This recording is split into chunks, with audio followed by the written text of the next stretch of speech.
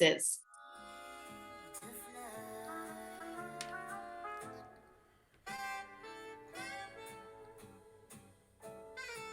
Hello to those of you just logging in. Hello, Jenna. Oh, brilliant. A fellow coach. Good to meet you, Jenna. So to any of you who are just logging in, please do put your name and company in the chat, or just let us know where in the world you are so we can see who's in the room. You think we're good to get going now, Celine? Yeah, absolutely. Excellent. Okay. Hello, everybody. Welcome to the Mind Vibes Beyond Burnout webinar. Just a couple of friendly reminders here. Just keep off your camera and mic. Please feel free to type any questions in the chat box. We want this to very much be an interactive session, and we will host a live Q&A even right at the end. So what we're going to cover, I'm joined by the wonderful Celine. We'll do some proper introductions in a moment, and also an introduction to Mind Vibes. We're going to be looking at what exactly is burnout. It's a word that's bandied around way too freely and flippantly for my liking. So we're going to dive into what it actually is. We're going to look at stress versus burnout, the key drivers, how you can spot the signs in your team before it's too late, and also the importance of understanding as a leader. And then we're going to give you a couple of takeaways to incorporate into your job. For any of you who do not know me, I'm Nicola McAdam, and I'm very proud to have launched Mind Vibes last year. After suffering from burnout symptoms in the corporate world, I retrained as a holistic life coach and well-being coach. And I've launched Mind Vibes to bridge the gap between spirituality and science. We drive behavioral change through inspirational group coaching and one-on-one coaching, online interactive programs that are based on scientifically proven frameworks. So as well as the coaching, we have things like our drop-in wellbeing clinic on Zoom. So this is for corporate teams to come and see one of our coaches about any wellbeing challenges that they have. We also have our You First program, which is all about beating burnout, well, preventing it really. I did lots of training in neuroplasticity, the brain's ability to rewire itself, and also epigenetics. So looking at how absolutely everything, including your environment, the food that you eat, the relationships that you have, and most importantly, the thought patterns that you have impact on your genes. It's really fascinating stuff. And I brought this learning into Mind Vibes to create a unique well-being company for corporates and individuals. And I am joined by the wonderful Celine Morin. Hi, everyone. Hi. I'm very passionate about workplace well-being. I started doing that after 5 years in clinical practice as a dietitian. When I'm not doing this kind of work, I am salsa dancing. I have an embodied meditation practice, and I really enjoy long walks and anything to do with champagne. Because although I sound South African, my family are all based in the Champagne region in France. And I also have skirted the edges of my own burnout, and so continue to learn and know more. I don't think there's more of a relevant topic at a relevant time. So thank you, Nicola, for arranging this. And when we think about burnout, we think about many different things. So for me, if I were to choose a word today, if I thought of burnout, and I'm curious to know what you would say, feel free to pop that into the chat. I would say tired, maybe even exhausted. So what comes to your mind when you hear the word or think of the word burnout? Yeah, overwhelmed again. Yeah, a little bit of stress is okay. Too much stress that leads to overwhelm is a big issue that we're seeing today. Constant feeling of fatigue. Yeah, that's one of the definitions that we're going to speak about, this exhaustion that doesn't get alleviated by sleep. Yeah, very stressed out. Wonderful. Thank you so much for sharing. And burnout, yeah, it is emotional, physical, mental. It results in confusion and lack of control. Absolutely. And lots of negative emotions. And it's a spectrum, right? it's often just used quite flippantly lately, maybe even as a badge of honor, like, oh, I'm working so hard, I'm burning out. But really, I've worked with people who have clinical burnout, which is, where all your systems start to fail, and we don't want to get to that. So we're going to take a look at the very beginning, because burnout doesn't just happen overnight. It starts with stress. Exactly. So stress is an inbuilt survival mechanism, and it can be real or imagined. And imagined or perception is a really key word here. And stress, as we know, can be caused by anything: problems in your relationship, um, financial worries, a work deadline. And we've all experienced the physiological changes, sweaty palms, a racing heart, knots in the stomach. And okay, I just saw COVID come up there. Yeah, that's been pretty stressful. So perception is absolutely key here. And this is an image like highlighting the reptilian brain, the oldest part of our brain, which has been saving us from danger for thousands of years. And if we look at the amygdala here, this is the mustard colored, walnut shaped part of the brain. This is your emotional center. And it holds on to past thoughts, feelings, beliefs, and memories from the past. And these can be activated at any time when we're stressed. We have 60 to 80,000 thoughts per day. The majority of them are the same as we had yesterday, which is really pretty depressing. And so if we're holding on to old feelings, they can be triggered very, very easily by stress. And we're not thinking rationally here when we're stressed. We're going into a very animalistic state. Our body is secreting stress hormones such as cortisol into the bloodstream. This can increase your blood pressure and make your heart beat faster. And it's your fight or flight system being activated.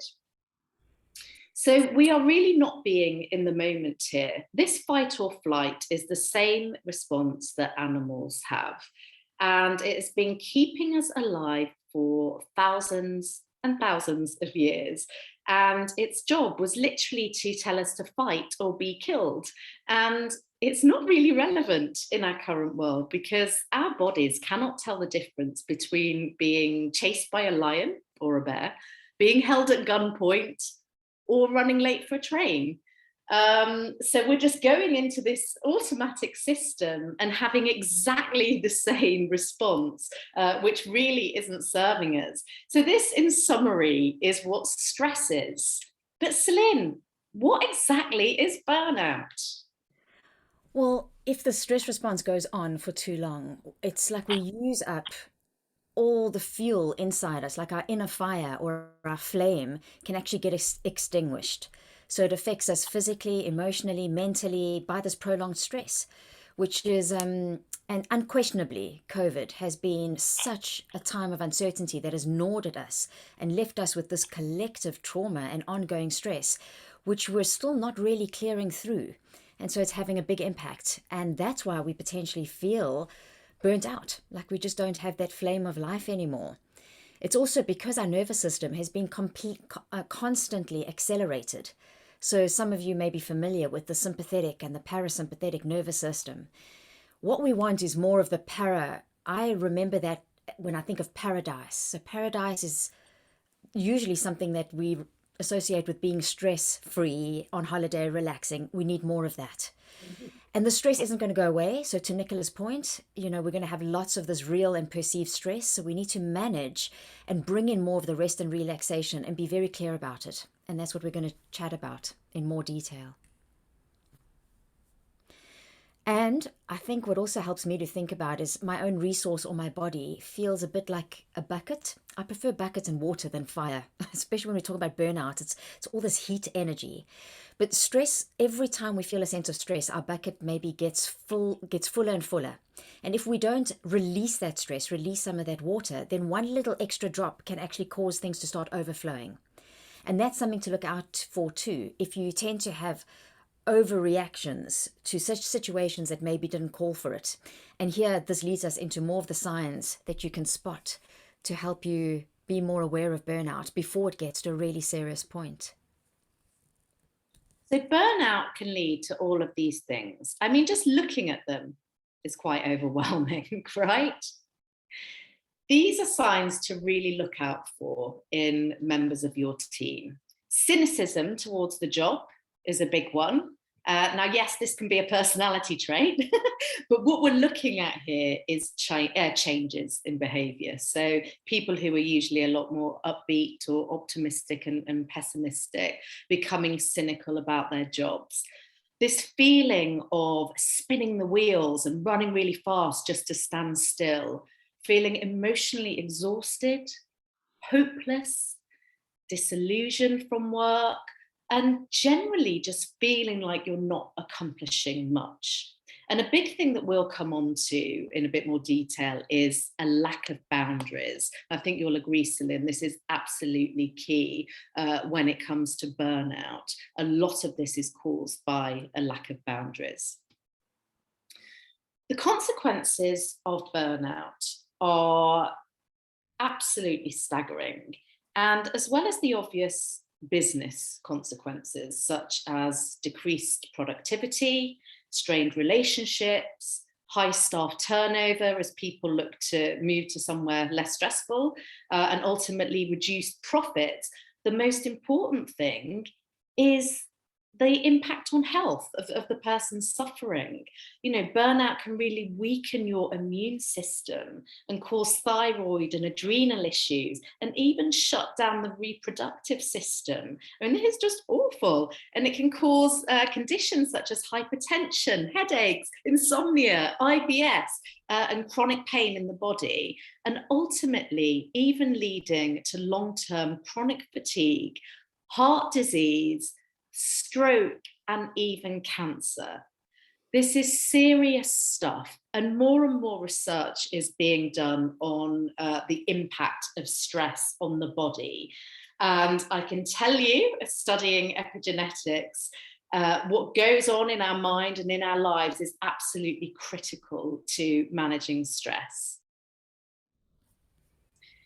If we look at the key drivers of burnout here, the mind, body, and spirit are all connected. There is no point going to the gym 3 times a week, eating super healthily if you're going home and crying your eyes out at night because you're in a toxic environment. Everything from your sleep to the behaviors you exhibit, the relationships that you're in, both personally and professionally, your mindset and the thought patterns that you have are all going to be impacting on your stress levels.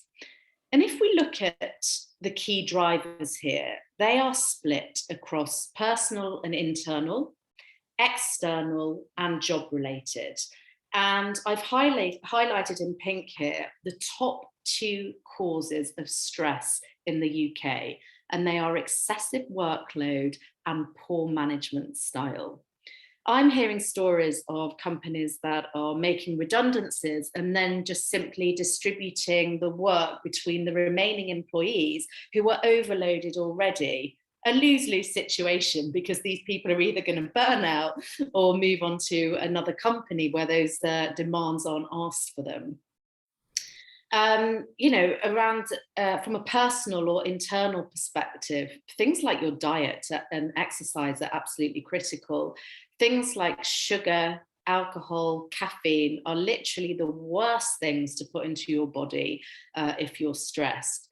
As we all know, exercise is nature's antidepressant. It's absolutely critical if you're stressed. However, if you're only doing cardio, that can put more stress on the body and release cortisol. So it's really important to implement some yin here, doing lots of yoga and meditation, stuff to really calm down the nervous system. So there's lots of things that can trigger burnout here. And can be helpful perhaps to reflect on, and if you're comfortable to share in the chat, which out of those 3 areas is having more of an impact for you personally? Is it more your personal internal drivers? Like I know I've got a very strong inner critic who drives me towards perfectionism and perhaps putting work before myself at times. Or maybe it's external. Um, or maybe it is job related for you. Maybe it's all three. And it's good to start with this conscious awareness, because we can't make conscious change if we're not consciously aware of something in the first place. Yeah, thank you for sharing that. It used to be work related and toxic culture. That I like. Feels like you've made some change. You've moved beyond that. That's why we've titled this conversation "Beyond Burnout." It's been able to go over it. Quite internal for you, right? So, yeah, being curious about where your personal drivers are coming from can be helpful to help you find solutions. There's some really interesting stuff coming up on the chat here. And yeah, I mean, bullying at work, I mean, that can be so subtle as well. You know, bullies aren't always that obvious in the workplace. And self esteem there and self worth, I think that's a really big one, because I think if we work on our self esteem, we're much less likely to burn out, because we're really putting ourselves first, and we're putting really strong and healthy boundaries in place with other people. And yet, perfectionism, people pleasing, the perfectionism has to go, because we can never, perfectionists are never happy because there's no such thing as perfect. So I like to subscribe to the Facebook mantra of better done than perfect. Just get it out the door. Don't worry too much about it. Brilliant. Well, thank you so much for being open and vulnerable there. Really, really important stuff.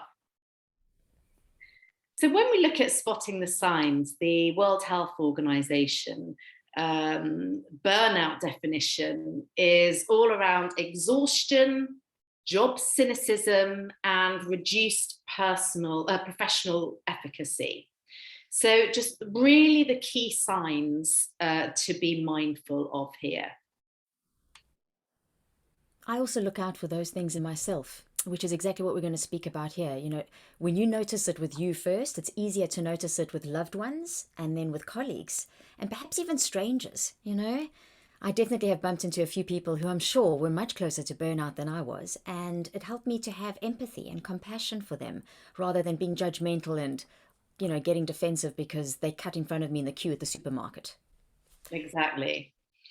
And I think, you know, if you are struggling on a personal level, from a personal well-being perspective, just really try and let go of that perfectionism.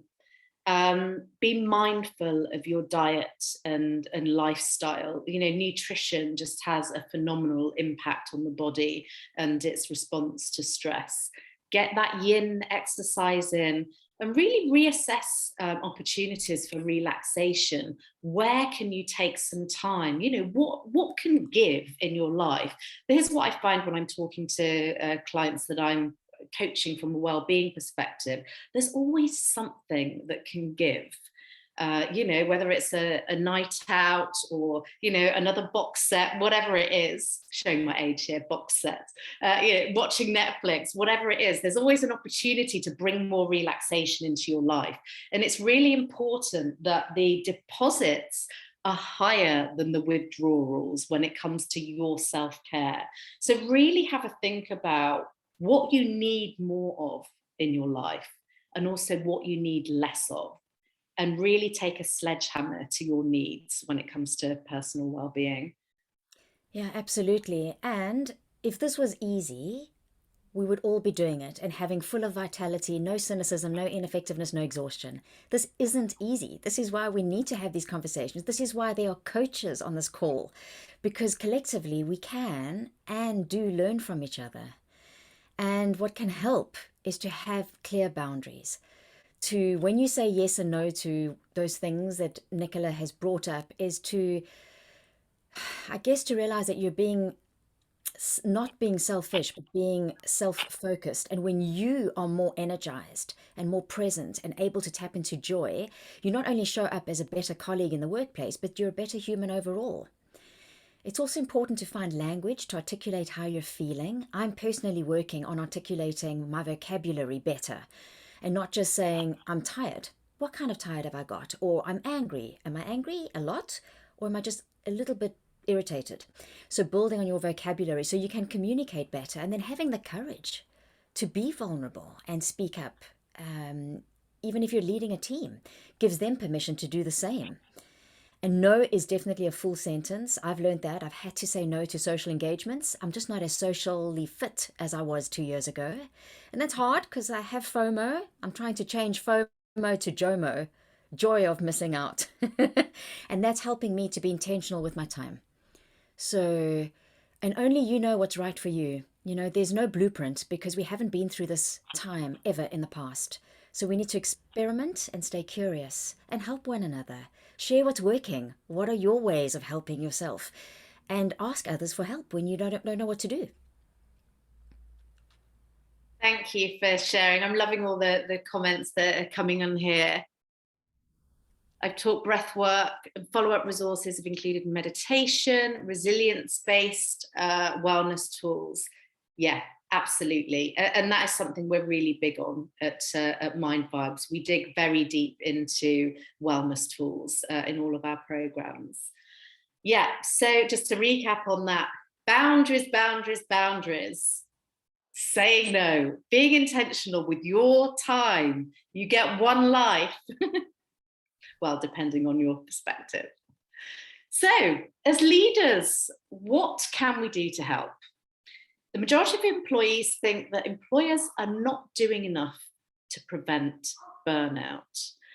When we look at the people who are least stressed in the world, they have a very strong sense of connection and community. So I think it's really key to try and bring this into the workplace culture. Really value your employees. Practice actively listening. So when you're checking in with them to see how they're doing, really listen to what they're saying.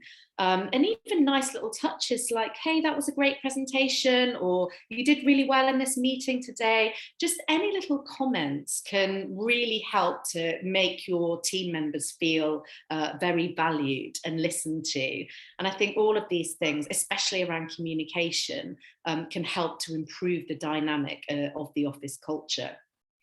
In terms of support, if you know that people are struggling, I think it's really important to engage your fellow leaders. It's very important for people to be communicating from the top of the organisation that employee well-being is at the top of the agenda. I think it's great for people to feel comfortable, to be open and vulnerable about how they're suffering if they know that the leadership team is on board. If there are challenges that we've touched on, really address these drivers. What can you be doing better in your business to address these things that are going on? If there's any kind of toxic culture, any bullying. I mean, this is really, really severe. It's important to have clear conflict resolution in place and eliminate bad bosses, especially if they're bullying. They are like a cancer that needs to be cut out of the organization. That sounds brutal, but it's true. And offering counseling, which I know a lot of you do already, and coaching to support people. Counseling is all about managing problems from the past. Coaching is all about designing the future and getting to a better place. So really, really valuable stuff in the workplace. So we can't change the world in the time that we have today, but stress reduction exercises are top of our agenda. So if you're up for it, I'd really like to invite you just for 2 minutes to join in with a very simple stress reduction exercise that you can turn to in the middle of a stressful day. You can pop into the loo, or you can simply do it at your desk, and it's just focused on breath work. So we're just all going to close the eyes. We're going to do some box breathing. So just inhale for 4, 3, 2, 1. Hold the breath for 4, 3, 2, 1. Exhale for 4, 3, 2, 1. And hold for 4, 3, 2, 1. Inhale for 4, Hold the breath for 4. Exhale for 4 seconds. Hold the breath for 4, 3, 2, 1. Inhale. Hold the breath.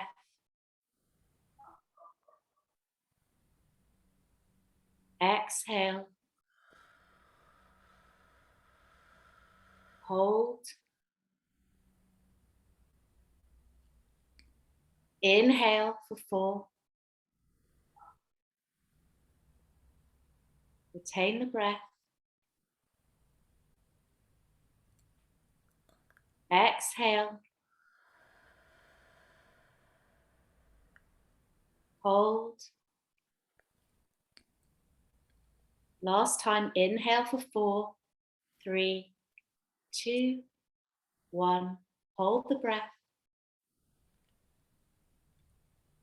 Exhale for 4, 3, 2, 1. Hold the breath. And then let your breath return to its normal pattern. Just slowly opening the eyes and observing any differences that you feel. This is just a very simple exercise that you can turn to immediately shift yourself. And hopefully you felt your heartbeat relax and your system just calm down. In our programs, we dig a lot deeper into these and offer you lots of mind-body tools. But I hope you felt the benefits of that. Now, a quick plug here. Thank you for that, Celine. Yeah, box breathing. So it takes its name from, the box, 4444. So the MindVibes You First program, we're getting fantastic feedback from this. This is a program that Celine and I run with the rest of the MindVibes team. It runs for 4 weeks. It's 2 hours a week and involves live interactive workshops, curated content, and group coaching. And the content is all around increasing confidence, setting boundaries, and building resilience, reprogramming unhelpful thought patterns that are no longer serving you, doing a deep dive into mind and body tools, and MindVibes Eat, which is our nutrition program to help you prevent stress and burnout. So I'll follow up with you. If we met on LinkedIn, I don't have your email, so please send it to me if you'd like to hear more, and I will absolutely follow up on that. So as a summary, if you were to create an acronym from the word burnout, what would you use as a summary of different components that can help you reflect on your journey? Because it's not a destination. So nothing around well-being is ever a destination. We don't reach a point where we can just say, okay, that's it. There's nothing else that I need to do, physically, mentally, or emotionally. There's always something we can do. And so specifically around burnout, we thought this acronym could summarize the key components. So which one of these is most important for you right now? Is it boundaries? Do you need to be saying no in certain places and yes in other places of your life? Is it about putting you first? So that self-love, that self-worth, that self-care? Is it around maybe a reality check, like looking at the key drivers, be it even if it is around work and a toxic work culture or, personal relationships, so doing a reality check? Or is it about noticing and understanding more of the signs for well-being, for burnout, for yourself and for those in your team? Is it maybe being conscious of and finding techniques to better manage overwhelm? Because a little bit of stress is good. We all need stress. We needed some stress to get to this webinar on time. But we don't want too much all the time because that's what's overwhelming the nervous system and keeping us in. It's like we're being chased by a bear 24 hours a day, even in our sleep. So maybe it's about managing overwhelm or helping others in your team to manage overwhelm. And that leads us into understanding burnout as a leader.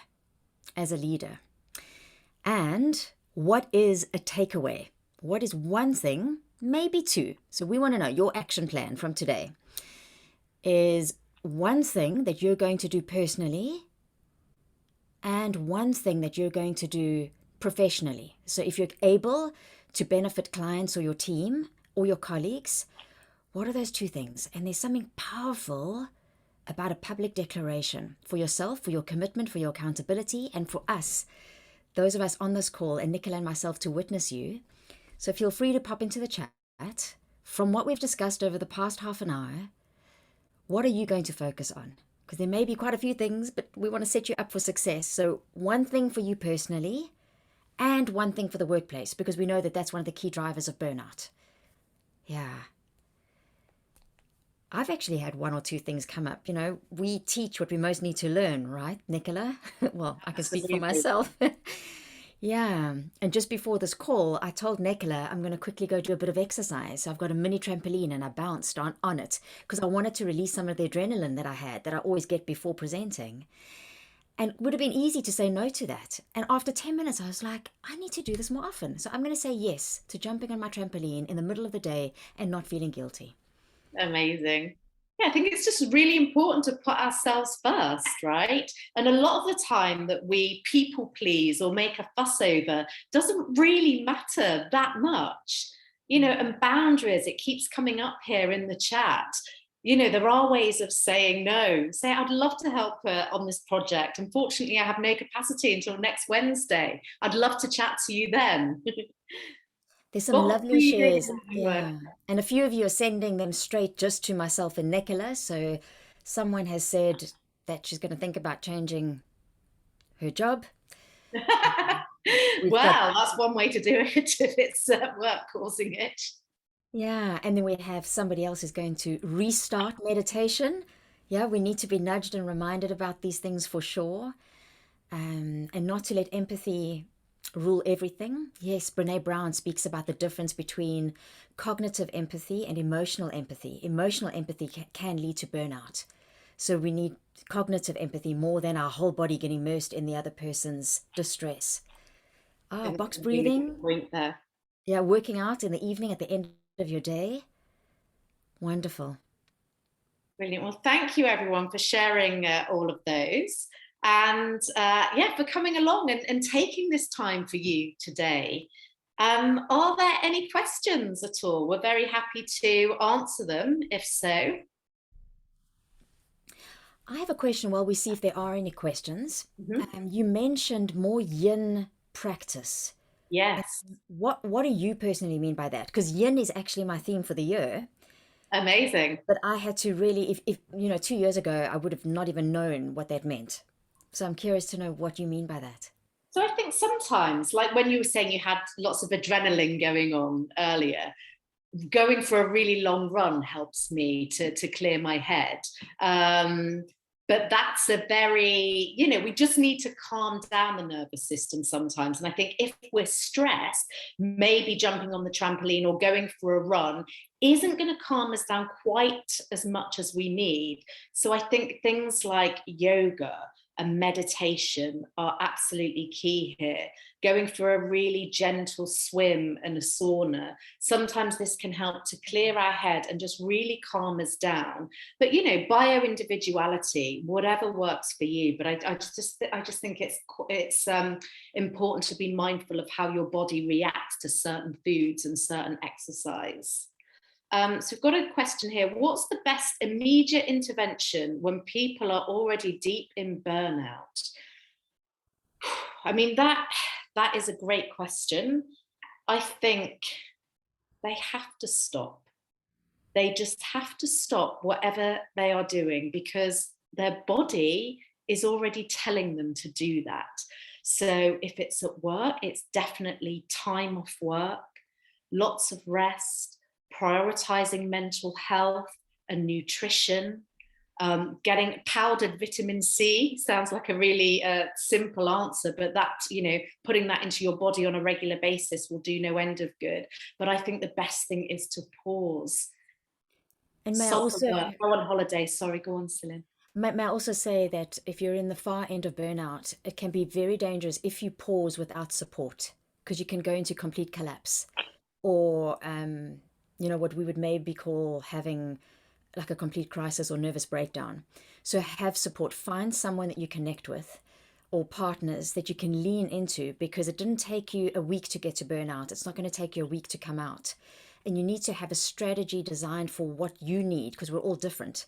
It may be gut health with the strong focus on sleep. It might be boundaries and relationships. It might be work shift. And so don't do this alone. We're not meant to be alone. That's why isolation is one of the worst forms of torture for humans. So lean into the right resources and get a plan. Don't try to do it on your own. I think a good, mental health work or counselling from, just someone to be able to talk to is key. And I think, nutrition, as Celine touched on, your body is going to be depleted of key vitamins. So it's really important. You could even get your bloods tested, check for any nutritional deficiencies. But as Celine said, it's really important to have the right kind of support in place.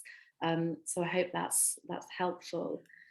Another question about yoga and meditation and exercise. Should it be done in the morning or any time of day? I know Well, I've I got my think opinion. What's yours? mine is that yoga is always the answer, no matter what. I think if you do yoga and I have a really bad day if I don't meditate in the morning, right? That it's just the way my brain works. Unfortunately, as humans, we operate with a negativity bias. And going back to the reptilian brain, it's to protect us from danger. So sometimes, and if we are more susceptible to things like depression, which I unfortunately have been in the past, it's really important to keep ourselves lifted. So I think meditation and yoga at the beginning of the day will set the tone for the day. But similarly, at nighttime, it can send your body into a deep, deep relaxation that will really help with sleep. So whatever works for you. What do you think, Celine? Yeah, I think it starts with that you first. So the second letter in the burnout acronym is, what do you need in the morning? Sometimes in the morning, like this morning, I felt like I needed a little bit of energizing exercise because I had such a deep, restful sleep. So I needed a bit of dopamine. So going outdoors for fresh air and a quick walk. But I also agree with Nicola that most of us need more of the yin practices. So meditation, mindfulness, gentle stretching at the start of our day to set us up for success. And do short bursts, so consistency over intensity. Rather do 10 minutes of yoga than no yoga and do it once or twice a month. Yeah, that's a Yeah. really good point. Tiny habits. And Tony's raised a good point here. Yeah, it depends on the exercise. Running supercharges cortisol release and may not work at the end of the day. Yeah, totally agree. Just really listen to your body here, I think is the key thing. And if Bio. you're wondering, like, how do I listen to my body? What is my body saying? Because most of us don't hear the whispers, so we only pay attention when we hear screams. You can learn this through intuitive embodiment exercises, right? So like the program that MindVibes offers, the